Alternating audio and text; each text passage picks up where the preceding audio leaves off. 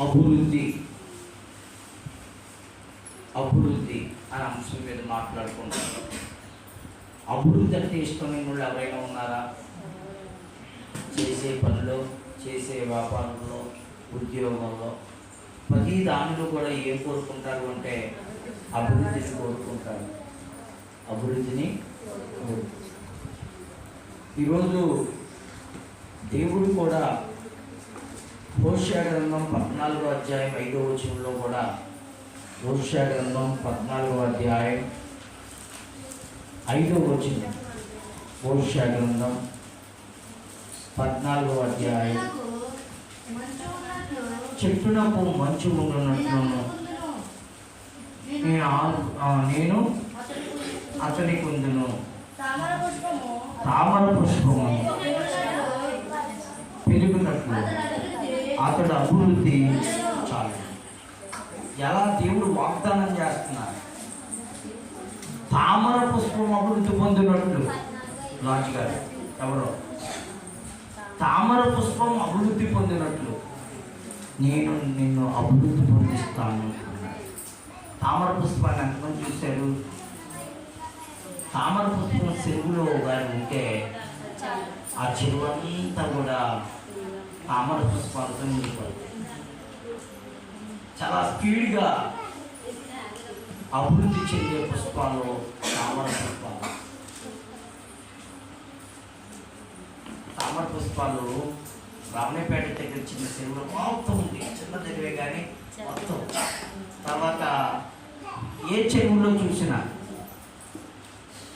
తామర పుష్పాలు ఎలా అభివృద్ధి పొందుతాయి అంటే చాలా స్పీడ్గా అభివృద్ధి పొందుతాయి. దేవుడు కూడా తామర పుష్పం అభివృద్ధి పొందినట్లుగా నేను నిన్ను అభివృద్ధి చెందిస్తాను అని వాగ్దానం చేస్తున్నాడు. యెహెజ్కేలు గ్రంథం 36వ అధ్యాయం 11వ వచనంలో కూడా ఏమంటున్నాడు అంటే, 36వ అధ్యాయం 11వ వచనం, నీ మీద మనుషులను పశువులను విస్తరింపజేసేదను, అవి విస్తరించి అభివృద్ధి నందును పూర్వం ఉన్నట్లు మిమ్మను నివాస స్థలముగా చేసి మునుపుటి కంటే అధికమైన చాలండి. ఇప్పుడున్న గతకాలంలో ఉన్నదానికంటే ఇంకా అధికమైన మేలులు చేసి మిమ్మల్ని అభివృద్ధి పొందిస్తాను అని వాగ్దానం చేస్తున్నాడు. 29వ అధ్యాయము 11వ వచనం, 36వ అధ్యాయం 29వ వచనం. యెహెజ్కేలు గ్రంథం 36వ అధ్యాయం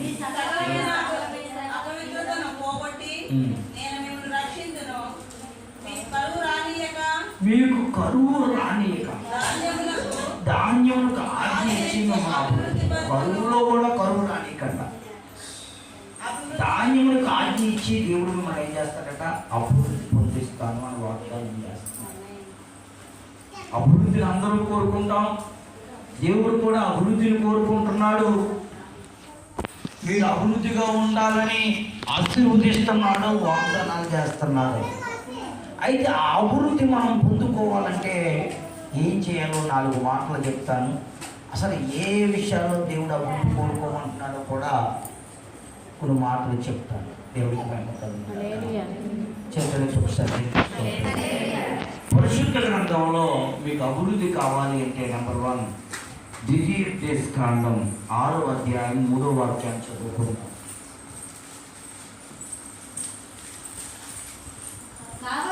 కాబట్టి ఇశ్రాయేలు పితరుల దేవుడైన యెహోవా నీతో చెప్పిన ప్రకారం పాలు తేనెలు ప్రవహించు దేశంలో మీరు బహుగా బ్రతికి మీరు అభివృద్ధి పొందినట్టు వాటిని విని అనుసరించి, వింటే సరిపోదు, అనుసరించి నడుచుకోవాలి. దేవుని మాటలు ఎవరైతే వింటారో అనుసరిస్తారో వాళ్ళు బ్రతకడమే కాకుండా దేశంలో ఏం చేస్తారంటే అభివృద్ధి చెందుతారు. మనం బ్రతికి అభివృద్ధి చెందాలి అంటే మనం దేవుని ఆజ్ఞలు వినాలి, అనుసరించాలి. చాలామంది వింటున్నారు కానీ అనుసరించడం చాలా తక్కువ. మనం అభివృద్ధి చెందాలి అంటే వినాలి, అనుసరించాలి. రెండవ మాట చూద్దాం, అదే వినడం గురించే మాట్లాడతాడు. 7వ అధ్యాయం కాండం 12, 13, 14 వచ్చినాయి. చాలా స్పీడ్గా చదవండి. ఈ విధులను విని వాటిని అనుసరించి నడుచుకుని మీ దేవుడైన యెహోవా తన పితరులతో ప్రమాణము చేసిన నిబంధనను నెరవేర్చి నీకు కృప చూపును. ఆయన నిన్ను ప్రేమించి ఆశీర్వదించి అభివృద్ధి చేసి నీకు ఇచ్చేదని నీ పితరులతో ప్రమాణము చేసిన దేశంలో నీ గర్భఫలాన్ని, నీ భూఫలాన్ని, నీ స్వాస్యమును, ద్రాక్షరసమును, నీ నూనెను, నీ పశువుల మందను, నీ గొర్రెల మందను, నీ మేకల మందను ఏంటంటే దీవిస్తాను. సమస్త జనుల కంటే ఎక్కువగా దేవుడికి మహిమ కలుగుతాను. సమస్త జనుల కంటే ఎక్కువగా నువ్వు ఆశీర్వదించబడతావు.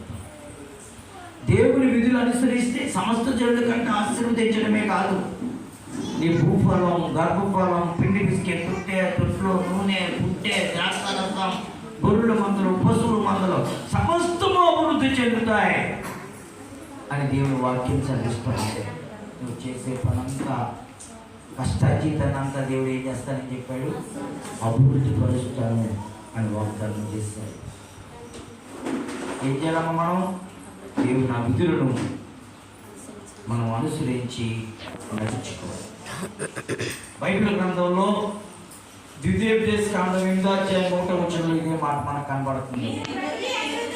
మీరు బ్రతికి అభివృద్ధి పొంది యెహోవా నీ పితరులతో ప్రమాణము చేసిన దేశములో పోయి దాన్ని స్వాధీనపరుచుకుని నేడు నేను నీకు ఆజ్ఞాపించు ఆజ్ఞలన్నిటినీ అనుసరించి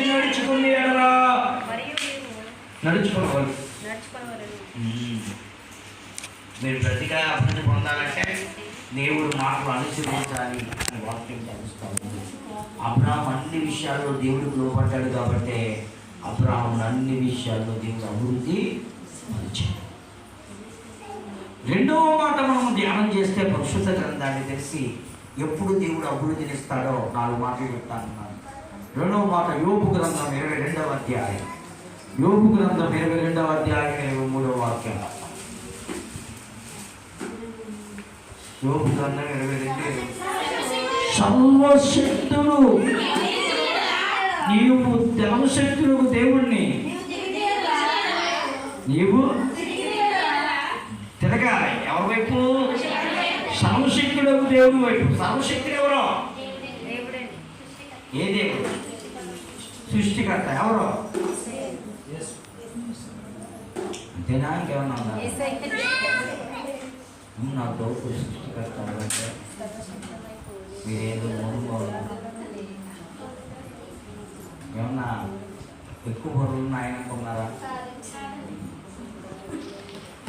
సృష్టికర్త ఎవరు? సజీవుడే, సర్వశక్తుడు. చాలా మంది అనుకుంటున్నారు యేసుతో ఇక్కడ శక్తి లేదు, అక్కడ శక్తి ఉంటుంది కదా. ఏడాది దేవుడు ఏడాదిలో శక్తి ఉంటుంది ఆయనకి. ఆయన ఏ దేవుడు చెప్పండి? సర్వశక్తుడు. ఆయన ఎవరు? సర్వశక్తుడు. ఆ సర్వశక్తుడని దేవుడి వైపు నువ్వు తిరగాలి. తిరగడమే కాదు, ఆయన నమ్ముకోవడమే కాదు, నువ్వు నేను ఏం చేయాలి తెలుసా? మన గుడారాలలో దుర్మార్గతను దూరంగా తొలగించుకోవాలి. అమ్మ, మన దుర్మార్గతను ఏం చేసుకోవాలి? చాలా దూరంగా తొలగించుకోవాలి. దేవుణ్ణి నమ్ముకుంటే సరిపోదు. దుర్మార్గత, యథార్థవంతులు గుడారాలు వద్దలతో ఎందుకు అయిపోయింది. దుర్మార్గత గుడారం అంటే హృదయం, దేహం. గుడారం అంటే ఇల్లు.